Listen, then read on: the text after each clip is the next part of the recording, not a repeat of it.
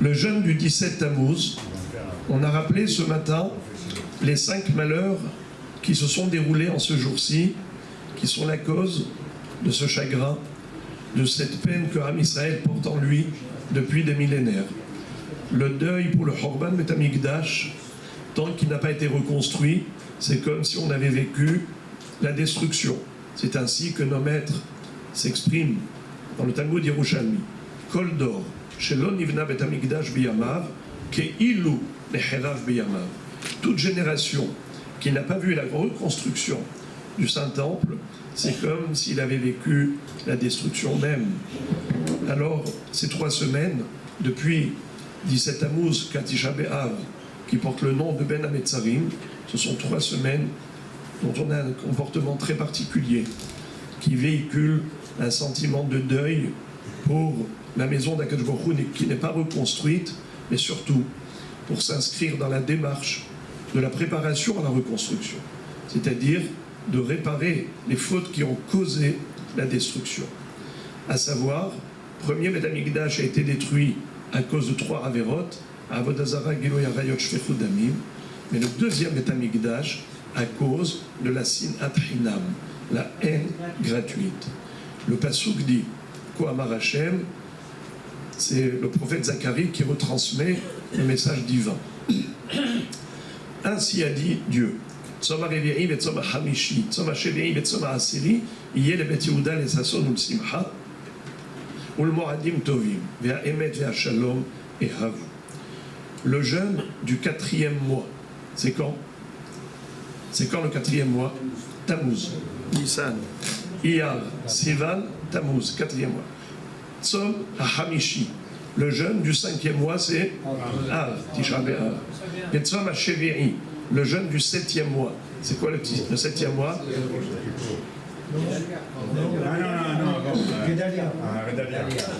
Tzom Gedalia, c'est le 7e mois, puisque Tishrei, c'est le 7e par rapport à Nissan. Et Tzom ha-Asiri, le jeûne du 10e mois, c'est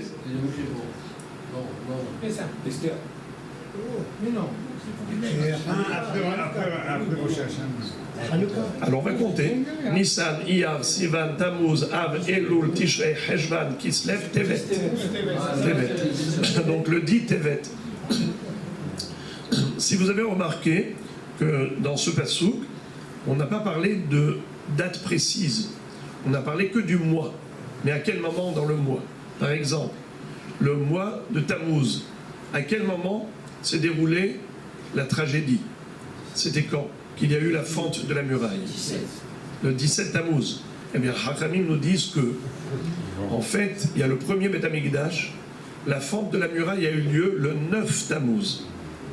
Mais, pour le deuxième Beth Hamikdash, ça a eu lieu le 17 Tammuz. C'est le même mois, mais pas la même date. Alors, pourquoi on ne jeûne que le 17 et pas le 9? Alors, il n'y a pas de jeûne pour ne pas affaiblir le peuple juif.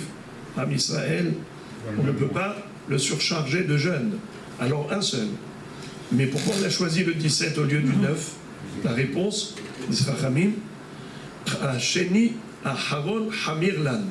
Pour nous, ce qui est plus grave, c'est la destruction du deuxième Beth Hamikdash. Car le premier a été reconstruit après 70 ans. Le deuxième, ça fait 2 millénaires qu'on attend presque. Alors, en effet, c'est pour ça qu'on jeûne le 17 Tammuz, car lorsque, en effet, on a dit qu'il y a eu 5 malheurs qui se sont produits en ce jour-ci, c'est quoi les 5 malheurs? Ufkera Ir. Le siège a commencé le 10 Tevet, mais la muraille est tombée quand? Le 17 Tammuz. C'est comme ça qu'ils ont pénétré Jérusalem, Yerushalayim. Ils se sont mis à massacrer à tort et à travers. Il y avait des flots de sang du Ham Israël qui étaient massacrés jusqu'à Tisha B'Av, où ils ont mis carrément le feu dans le Saint-Temple. 3 semaines de deuil.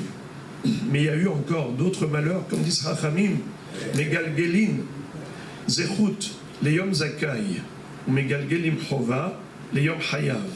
Un jour qui est Hayav, comme Tisha B'Av, il y a eu 5 malheurs. Un jour qui est Hayav, comme le 17 Tammuz, il y a eu 5 malheurs. Lequel a été le premier? Laquelle première tragédie? Eh bien, c'est qu'Am Israël quand ils ont fabriqué le veau d'or. Et ils se sont mis à l'adorer, à danser autour de lui. Moshe Rabbeinu est descendu avec les tables de la loi. Il ne les a pas transmises. Pour Am Israël, il les a brisées. On a tout perdu avec ça. Comme j'ai rappelé que si on les avait reçues, la mort se serait estompée. Harut al-Aluhot, les 10 commandements étaient gravés sur les tables de la loi. Alors on aurait dû dire Harut avec tête, c'est écrit Harut avec tav, qui veut dire Herut. On aurait eu la Herut, la liberté éternelle. C'est-à-dire que l'ange de la mort aurait été mis au chômage technique. La mort aurait connu sa fin.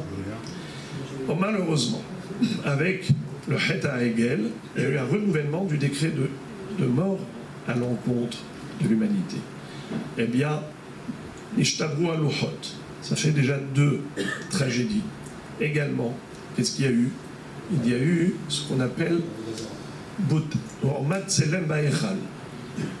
Hormat Selem Ba'echal. Ils ont mis une statue, une idole, dans le Beth Amikdash.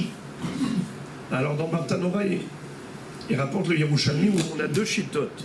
Il y a ceux qui disent que ça s'est passé lors du premier Beth Amikdash par Ménaché, le fils de Chizkiah Melech, le roi Ménaché, qui pendant 22 ans a commis les pires fautes, dans la Avodah Zara, il a introduit une idole carrément dans le Beth Amikdash.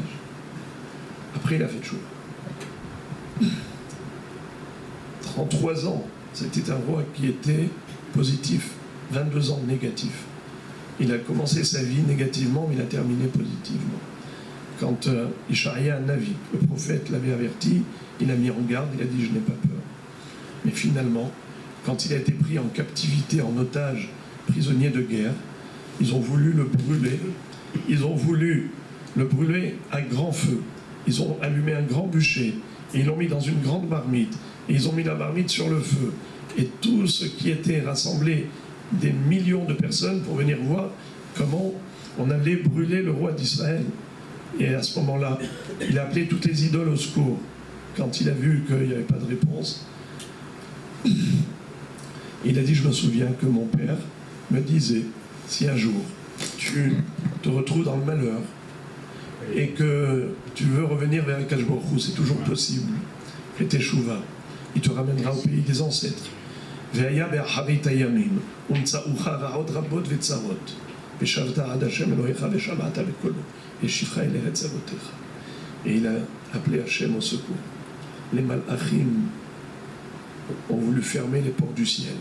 Ils ont dit c'est une prière trop arrogante. Qu'est-ce que ça veut dire? Il a dit si Dieu me répond très bien, sinon il est comme les idoles inertes qui n'ont aucune force.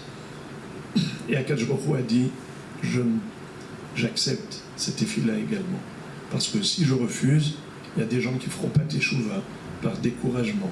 Ils vont dire tu vois, il y en a un qui a voulu faire teshuva, mais il était trop loin. Peut-être que moi aussi, j'étais trop loin. Dieu ne m'acceptera pas. Akadosh Baruch Hu a creusé comme un genre de trappe sous le Kisei HaKavod pour agréer la Tefila de Ménaché.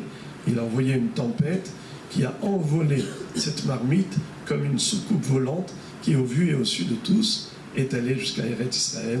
Il est remonté sur le trône royal et c'est comme ça que pendant 33 ans, il a fait du bien. Donc ça, c'est Hormat Tselem Ba'echal, selon une opinion, c'est Ménaché. Deuxième opinion, ça ne s'est pas produit à l'époque du premier temple seulement. C'est à l'époque du deuxième temple. C'est qui?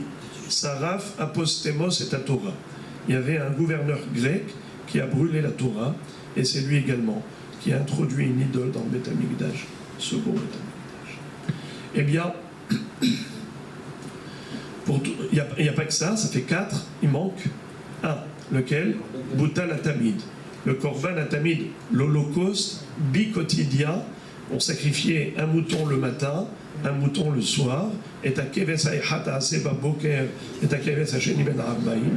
Quand il n'avait pas à l'intérieur de Jérusalem des moutons, parce qu'il y avait les Romains qui assiégeaient tout autour, figurez-vous déjà, le Mishnah Moura dit que cette histoire, elle s'est produite déjà à l'époque du premier Beth Amikdash. Et à ce moment-là, il payait au Goïm le pesant d'or, c'est-à-dire qu'il remplissait un coffre avec des pièces d'argent et d'or pour recevoir un mouton en échange. Et les goïms envoyaient tous les jours, encore un mouton le matin, un mouton le soir, en échange de tout cet argent. Jusqu'à ce qu'un conseiller grec est venu leur dire, vous êtes fous, vous faites une action qui est contre-productive. D'une part, vous voulez les atteindre, mais ils sont inatteignables, intouchables, tant qu'ils sacrifient le korban atamide qui les protège de tous leurs ennemis. Alors, ils ont mis un cochon à la place du mouton, qui, au moment où ils l'ont tiré, il a planté ses sabots dans la muraille, et Eretz Israël a tremblé. Il y a eu un tremblement de terre, Arba Meot Parsa. Et à ce moment-là, ils ont décrété que le business de cochon est interdit. On n'a pas le droit de faire de l'élevage de cochons, même si c'est un type de business, même si c'est pas pour manger. En tout cas, ce qui est sûr, c'est que Hachamim disent Megalgelim Choval Yom Haya, un jour malheureux a connu encore un malheur, encore un malheur. C'est pour ça que pendant toute cette période, on fait très attention. Ne pas se mettre en danger. Entre le 17 Tammuz et Tisha B'Av, ne pas courir de risques. Am Israël a connu sa période obscure en ce moment. Il faut faire très attention, il faut être vigilant, à tel point qu'il est écrit dans la halakha que même l'enseignant ne doit pas frapper ses élèves. Comment ça se fait? Pourtant, la bonne éducation, c'est à la marocaine. Mais en fait, là, pourquoi? Toi, tu donnes un petit coup, comme il est écrit dans la Gemara. Comment est-ce que le Moré a le droit de frapper les élèves? Qui peut me dire avec quoi? Pas avec un bâton. De toutes les façons, toute l'année, avec quoi on frappe? Pas avec un fouet. Avec la ceinture non plus. Avec quoi? La règle, Hasve Shalom. Avec quoi? Avec les mains, jamais de la vie. Comme... Le nerf de bœuf. Hein? Le nerf de bœuf. Même pas. Arketa Demsa'ana. La Gemara dit dans Maseret Baba Batra d'Afkaf Aleph, on le frappe avec Arketa Demsa'ana, avec le lacet de chaussure. Avec un lacet de chaussure. Parce que c'est juste symbolique. C'est pour lui montrer la rigueur. C'est pas pour faire mal. Alors, en tout cas, même ça est interdit pendant les 3 semaines. Lama, pourquoi c'est interdit? Parce que toi, tu frappes avec un lacet de chaussure, mais il y a derrière un démon qui est là pour aggraver et rendre encore beaucoup plus dur le coup. Durcir le coup. C'est-à-dire que c'est une période où on doit éviter tous les dangers. En tout cas, comment ces jours vont se transformer en jours de fête? Et pourquoi ce sera la fête? Ok, il n'y aura plus de raison de jeûner, mais pourquoi la fête? Réponse. C'est vrai que nous, pour chaque fête, on a une raison. Pessah, la sortie d'Égypte, Sukkot, les nuées de gloire, Shavuot, le don de la Torah. Mais quelle sera la raison des fêtes de ces 5 jours de jeûne? C'est qu'en fait, puisque le jeûne n'est pas un but en soi, il n'est qu'un facteur qui déclenche la réflexion de Teshuvah. Comme dit Rambam, le Rikar, c'est pas le Ta'anit, le Rikar, c'est la Teshuvah. Si on va remédier à ce qui a causé la destruction du temple, eh bien on méritera la reconstruction. Si c'est grâce aux 5 jours de jeûne qu'on a réfléchi à faire Teshuvah et on a mérité, 4 jours de jeûne, on a réfléchi à comment faire Teshuvah, eh bien, à partir de ce moment-là, le Beth Amikdash est reconstruit grâce à qui? Grâce à quoi? Grâce à la Teshuvah opérée durant les jours de jeûne. Donc tout ce qui a produit la reconstruction du Beth Amikdash devient finalement un jour de fête. Yeh Ratzon, qu'on puisse vivre ces moments très prochainement. Amen.